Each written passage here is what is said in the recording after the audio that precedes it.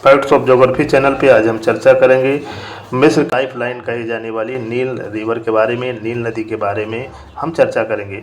नील नदी दुनिया की सबसे लंबी नदी है, longest river of the world है।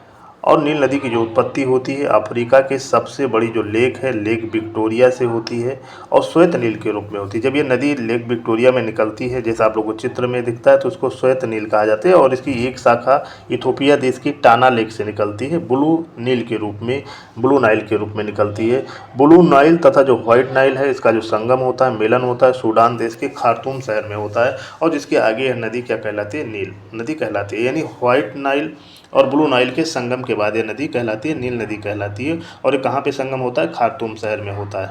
यह नदी जो होती है नील नदी है, ये रिकॉर्ड 11 देशों से होकर बहती है। इसका जो बेसिन क्षेत्र है 11 देशों में है, जो अपने आप में रिकॉर्ड है।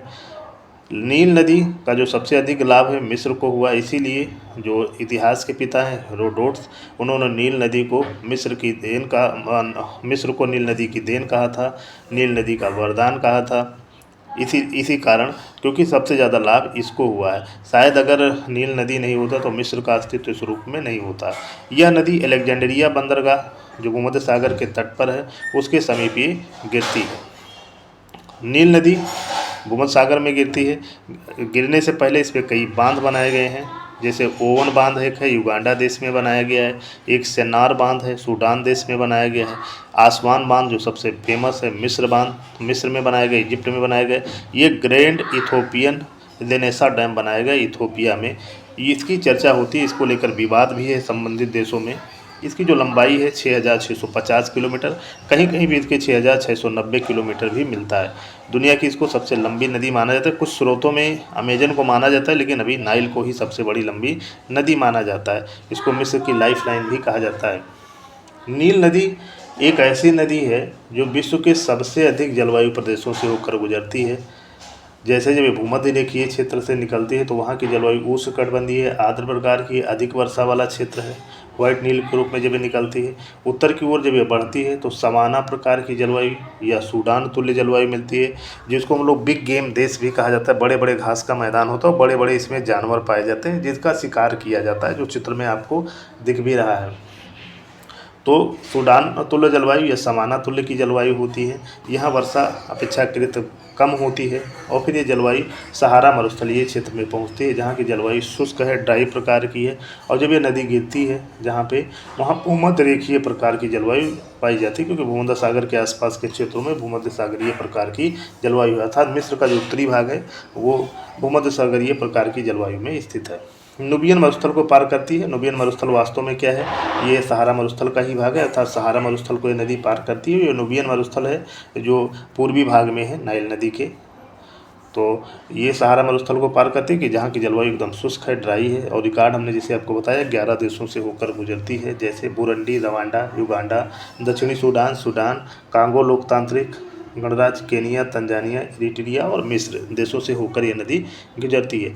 जो प्रमुख शहर हैं इसके किनारे अगर हम लोग देखें तो काहिरा प्रमुख शहर है, जो मिस्र की राजधानी है। अफ्रीका महाद्वीप का सबसे बड़ा शहर है कैरो, इसको काहिरा को कैरो भी कहा जाता है।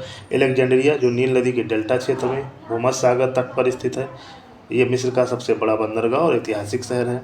ये एक लक्सर शहर है जिसका प्राचीन नाम थेब्स है, अति प्राचीन शहर है। ये मिस्र के राजाओं की घाटी कहा जाता है, किंग ऑफ वैली कहा जाता है, किंग्स वैली कहा जाता है। खार्तूम शहर वो शहर है जो सूडान की राजधानी भी है। और यहीं पे श्वेत और ब्लू नील आपस में मिलते हैं, यानी संगम होता है। और इसी के आगे ये कौन सा कहलाती है? नील नदी कहलाती है। जुबा शहर ये दक्षिणी सूडान की राजधानी है, जो जुबा शहर है, ये श्वेत नील नदी पे है।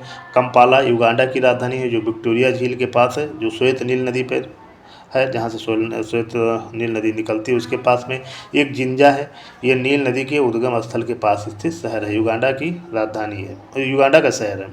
अर्थात ये 4 राजधानियों से होकर गुजरती है। जो नदी है 4 राजधानियों से होकर गुजरती है, जैसे युगांडा की राजधानी कंपाला, दक्षिणी सूडान की राजधानी जुबा, खार्तूम जो सूडान की राजधानी है, और मिस्र जो कैरो जो मिस्र की राजधानी है। इसके अलावा गीजा शहर पड़ता है, जो इसके पिरामिड के लिए फेमस है दुनिया में, और ये मिस्र का तीसरा सबसे बड़ा शहर है। मिस्र नदी और नील नदी, जो नील नदी है और मिस्र देश की चर्चा अक्सर होती है। नील नदी मिस्र के लिए इतना ज़्यादा महत्वपूर्ण होती, आर्थिक, ऐतिहासिक, सांस्कृतिक, कृषि, परिवहन आदि से भी इसका गहरा संबंध जुड़ा है। यदि नील नदी नहीं होती तो शायद मिस्र देश का अस्तित्व इस रूप में नहीं होता। इसलिए मिस्र को इतिहास के जो पिता थे हेरोडोटस ने मिस्र को नील की देन, इजिप्ट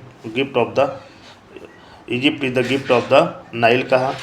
नील नदी को मिस्र का लाइफ लाइन, रीढ़ की हड्डी तथा नील नदी का वरदान कई नामों से जाना जाता है। मिस्र की जो कृषि है 90% नील नदी के पानी पर निर्भर है।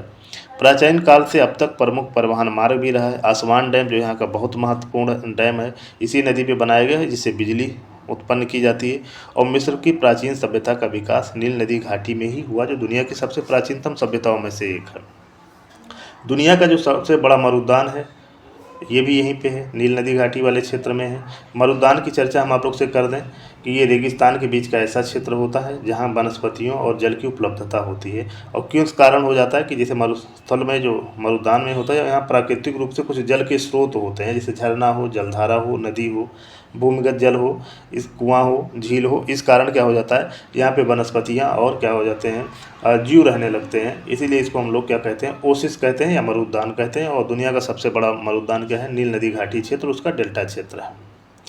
नील नदी के जल को लेकर विवाद भी है मिस्र, सूडान और इथोपिया के बीच में। इसका कारण है इथोपिया देश द्वारा ग्रैंड इथोपियन रेनेसा डैम बनाना।